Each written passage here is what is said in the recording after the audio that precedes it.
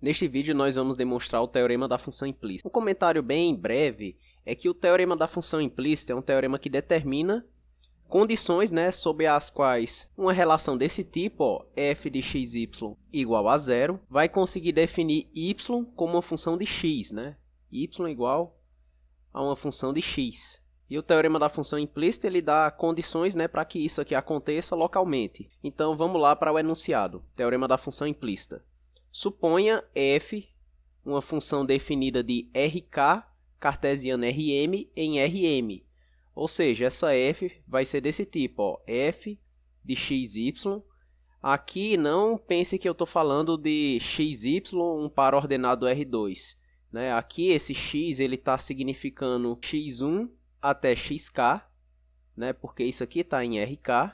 E o teu y está significando y1 até ym, que pertence a Rm.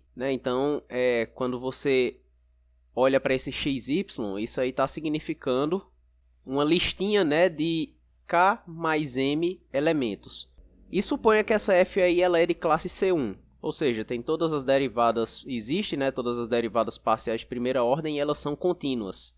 Suponha além disso que existe um pontinho x0, y0 aqui em Rk cartesiana Rm, de modo que f nesse ponto zera. E além disso, suponha que o determinante dessa matriz df dy nesse ponto x0, y0 seja diferente de zero. Já eu explico direitinho o que é essa matriz, tá? Então, existe um aberto, w contido em Rk, e uma função de w em Rk, de classe C1, que satisfaz essas duas condições aqui. Primeiro é que x0 pertence a w, e a imagem de x0 por essa φ vai ser exatamente y0. Segundo é que f de x, φ de x é igual a zero para todo x pertencente a w. Então, esse item B aqui é o que eu falei no começo, O y aqui da relação f de xy é igual a zero, sob essas condições aqui do teorema da função implícita, ele é dado em função de x, que é o que acontece aqui no item B, f de x, φ de x é igual a zero localmente, para todo elemento que está nesse abertozinho onde se define essa função de classe C1. Aí, antes da gente começar a demonstrar o teorema da função implícita, vamos só observar quem é essa matriz aqui, no qual eu tomo o determinante no teorema da função implícita. Aqui você vai ter que observar como é que é a tua f. A tua f ela está de Rk cartesiano Rm em Rm. E como é que ela fica definida? Você pega aqui xy, lembrando que xy são uplas, e leva aqui em f de xy. Só que essa imagem f de xy está aqui no Rm. Então, significa que ela é desse tipo. Ela é uma f1 de xy até fm de xy. Então, quem é que vai ser essa matriz aqui? df, dy. Vamos colocar aqui de xy. Esse y aí, ele é y1 até ym.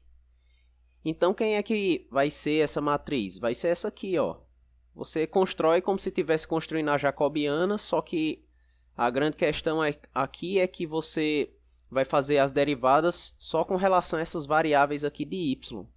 Então, vai ser o quê?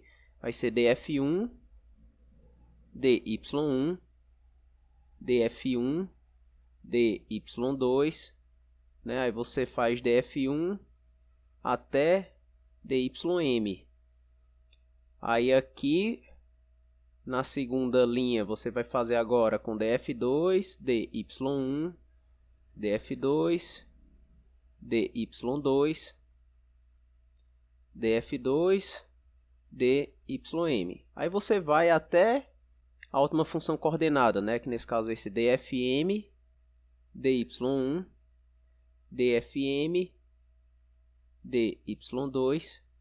Aí você vai até a última, que é dfm, dym. Então, nesse caso, essa matriz ela é uma matriz quadrada, A gente vê que a ordem dela é m por m, por isso que faz sentido a gente pegar o determinante. Pronto, então aqui está descrito quem é essa matriz. E agora vamos partir para a demonstração do teorema. A ideia da demonstração do teorema da função implícita é dar uma organizada, né, na função para utilizar o teorema da função inversa. A gente já percebe assim que tem relação, né, com o teorema da função inversa quando a gente vê essa questão de existência, né, de uma função de classe C1. Né? O teorema da função inversa ela garante a existência de uma função de classe C1, né, definida no aberto. Então a gente já imagina que tem a ver com o teorema da função inversa. E vamos perceber isso aqui na demonstração. Então vamos lá. Primeira coisa, a gente define uma nova função.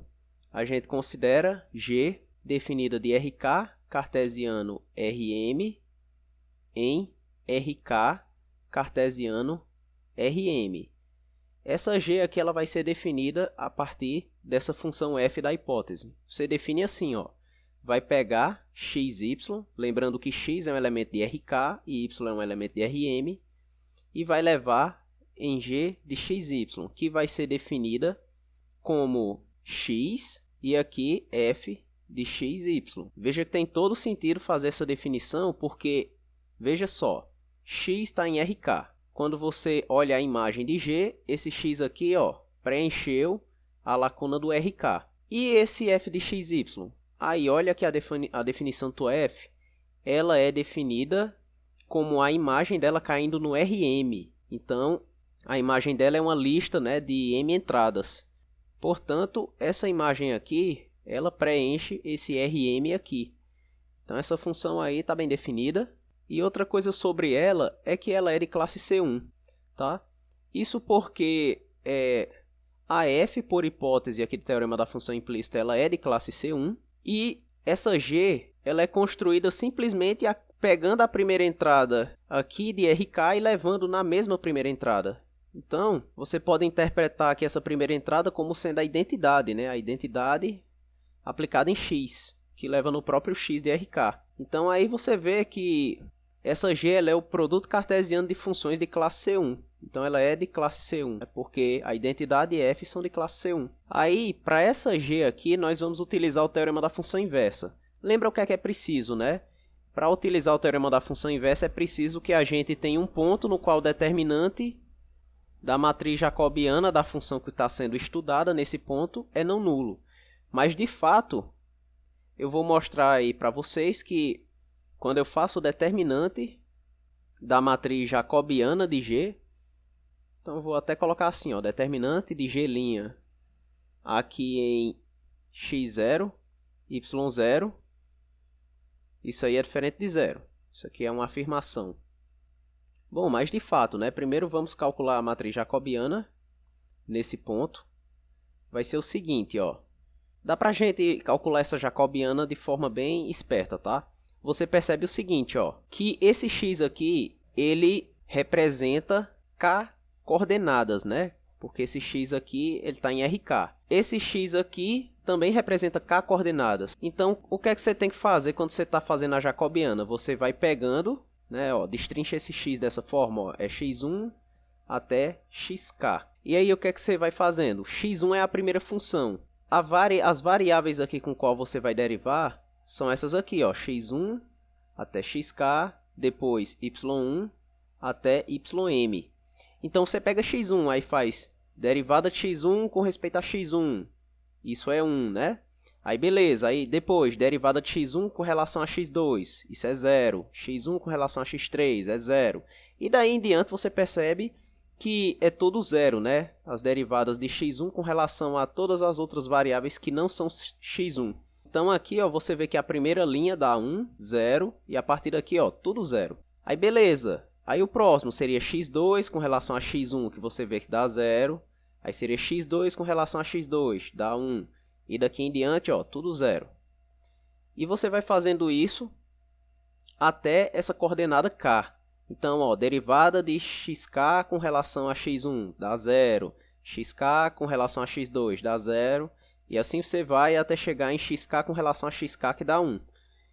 Então, ó, você vê que vem um monte de 0 até a posição em que você faz a derivada de xk com relação a xk, que dá 1.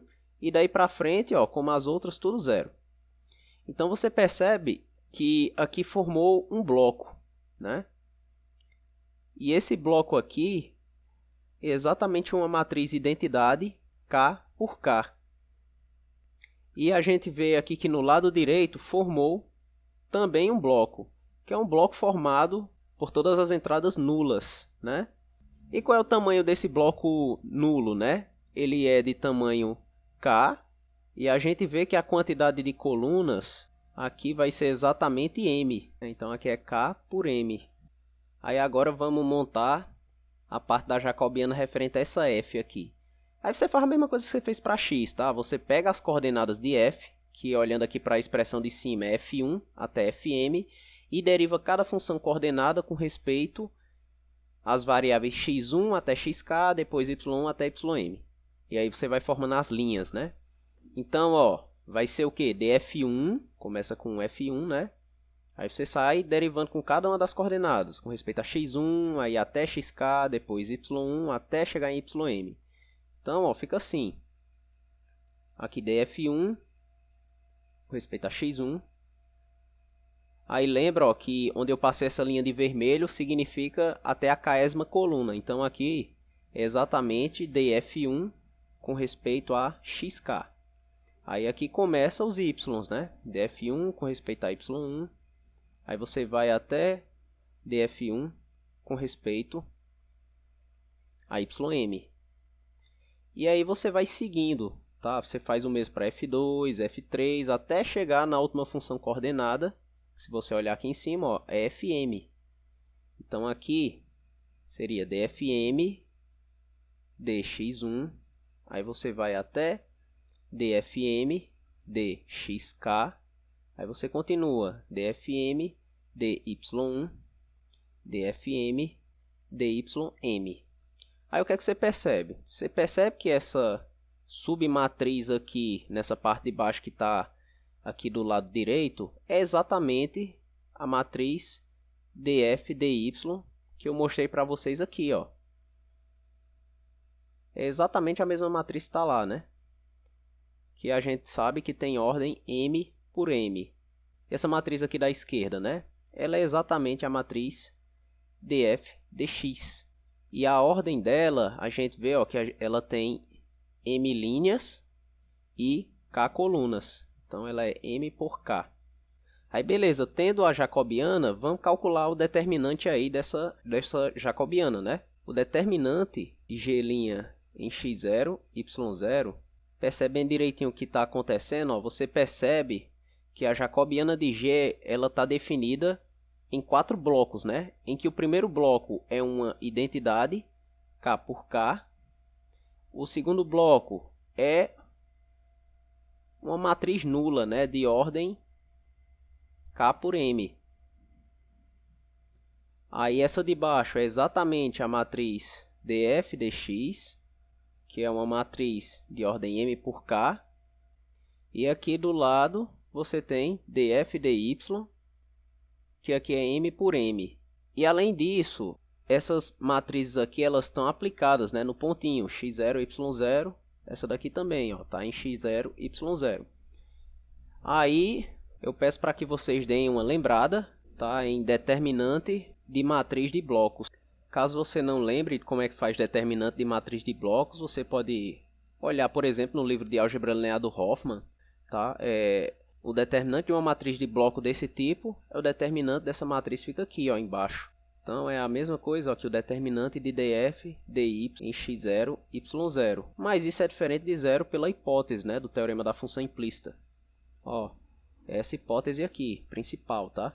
Então o que é que isso significa? A gente tem uma função de classe C1, um ponto, que é o ponto x0, y0, de modo que o determinante jacobiano é não nulo nesse ponto. Então a gente usa o teorema da função inversa, né? A gente está em todas as hipóteses.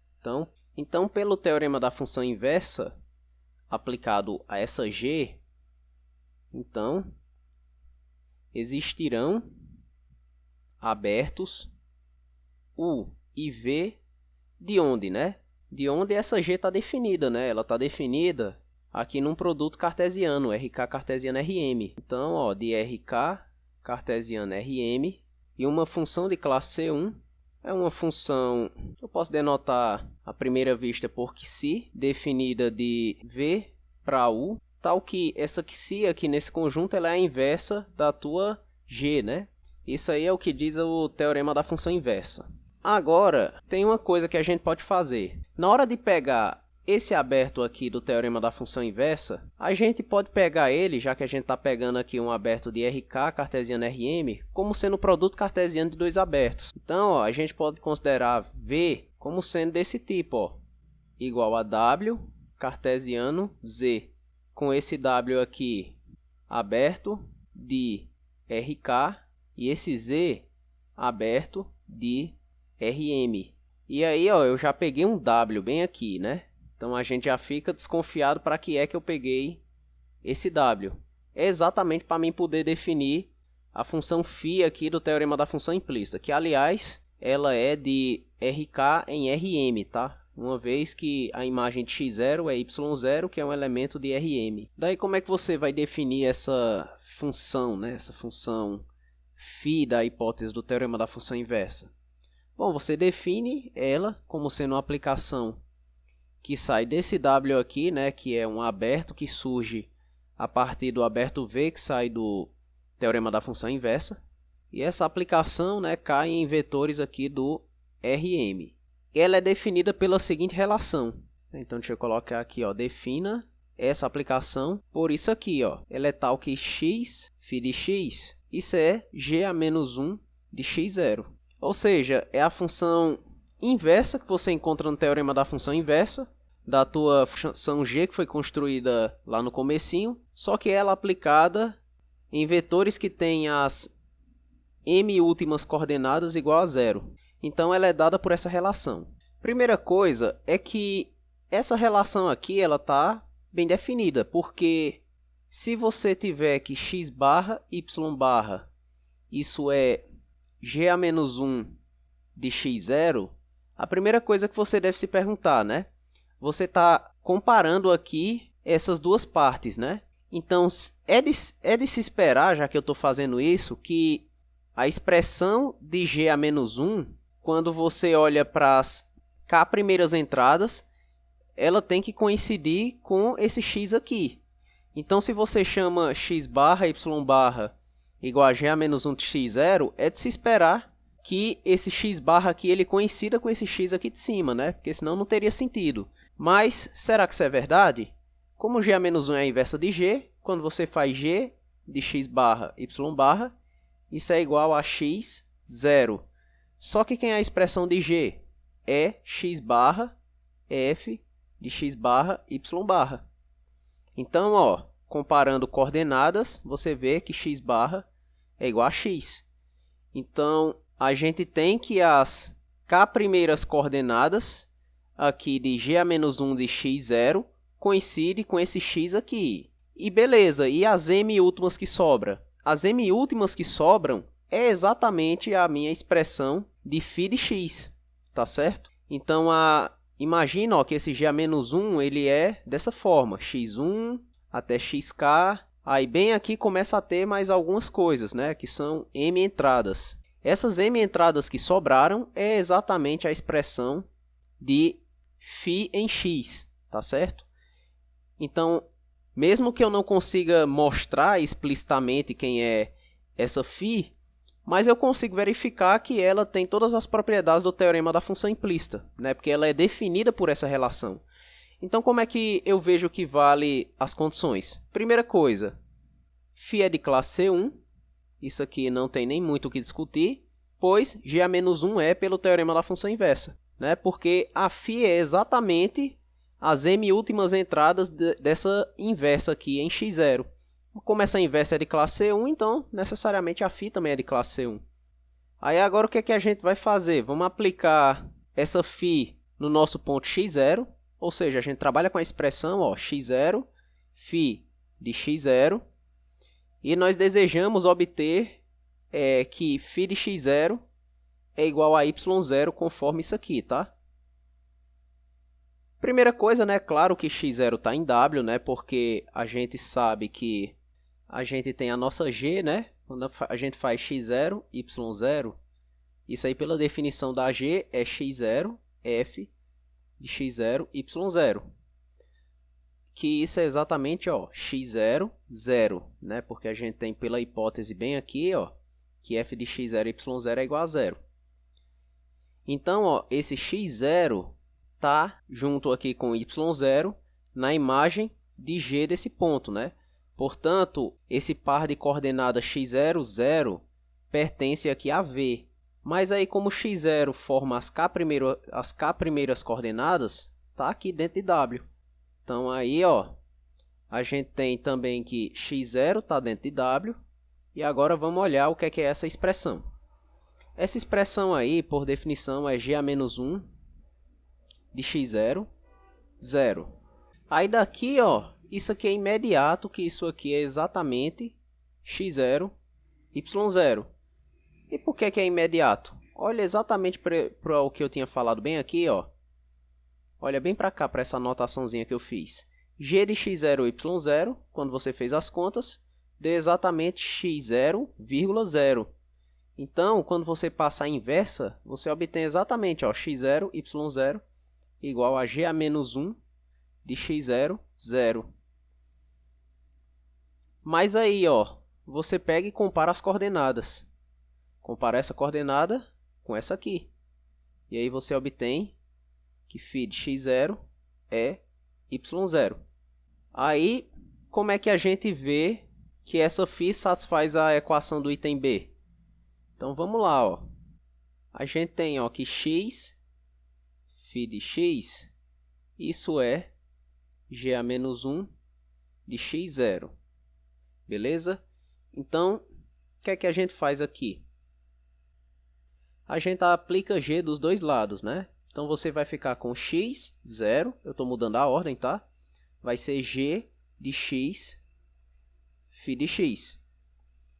Só que aí, qual é a definição de G? A definição de G é fixa a primeira entrada. E bem aqui, leva em f da primeira entrada, segunda entrada. Então, aqui acabou, né? Ó, você tem x aqui e x aqui. Então, eles são iguais. E você tem aqui 0 e bem aqui f de x, φ de x. Então, a conclusão é que fx, φ de x, isso é igual a 0. E isso, ó, ocorre para todo x de onde você definiu a φ, né? Então, para todo x aqui em W. Então, aqui essencialmente encerra, né? Vale o teorema da função implícita. Você tem, desde que seja satisfeito que f num ponto se anule, que a derivada nesse ponto seja diferente de 0, você consegue arranjar essa funçãozinha φ, que ela definiu y, né, dessa relação f de x, y igual a 0, como função de x. Aí essa funçãozinha φ, a gente não consegue, em geral, expressá-la. Mas uma coisa bacana é que a gente consegue expressar quem é a derivada de φ. A gente consegue expressar a matriz jacobiana, ó. Como é que a gente exprime essa derivada? A gente usa a regra da cadeia. Ó, você deriva ambos os membros. Então, derivada de 0, 0. Aqui entenda como uma matriz nula, tá? E aqui como é que faz a derivada dessa f desse negócio que está aqui dentro? Você entende aqui como uma composição, né? Isso aqui é uma função composta, então você vai utilizar a regra da cadeia. Então, isso é o quê? Isso é a derivada de f com respeito à primeira entrada, que é x, né? Aplicado no elemento, seria x φ de x, mais... Aí agora você faz na segunda entrada. Você vai usar a regra da cadeia aqui nessa segunda entrada, né? Isso aqui é uma entrada y, então seria o quê? Seria df dy, só que teu y é função de x. Então, bem aqui você faz a derivada, né, com respeito a x. Então, aqui, ó, multiplica a derivada com respeito a x de φ. E aí você vai recobrar uma formulazinha do cálculo, né, uma fórmula que é bem notável. Aqui você vai ter, então, passando esse membro aqui para a esquerda, você pega e fica com essa expressão, ó, df dy, φ' de x, igual a menos df dx, x, φ de x. Essa df dy aqui eu não coloquei aqui, mas isso aqui também está em x, φ de x, tá? Aí o que é que você faz? Não divide, tá? Aqui essas expressões aqui, elas são matrizes. Aqui é uma matriz e aqui é outra matriz. Então, o que você pode fazer é passar a inversa dessa df dy para o outro lado, né? Multiplicando. Então, você fica com isso aqui, ó. Filinha de x. Isso é menos. Como você está com ela aqui na esquerda, você multiplica aqui na esquerda com essa inversa, né? De df dy. Então, ó, df dy em x, φ de x a menos 1, multiplicando essa aqui, né? df dx em x, φ de x. Então, quem é isso aqui, né? Isso aqui vai ser exatamente a jacobiana da nossa função implícita φ. Ela é obtida fazendo a multiplicação de df dx. Df dx você tem, né? E df dy é outra coisa que você tem. Você faz a inversa, né? Aí é uma multiplicação matricial, isso dá a jacobiana aqui de φ. Utilizando essa fórmula e às vezes quando é dado o valor da φ em algum lugar, você consegue exprimir, né, explicitamente às vezes quem é essa matriz jacobiana. Tá? Você é certo que você precisa de algumas coisas, né? Precisa ter alguns elementos dados, né, para você conseguir escrever. Mas essa fórmula ela permite que às vezes você consiga escrever explicitamente a derivada de φ. Tá certo? E com isso a gente encerra o teorema da função implícita.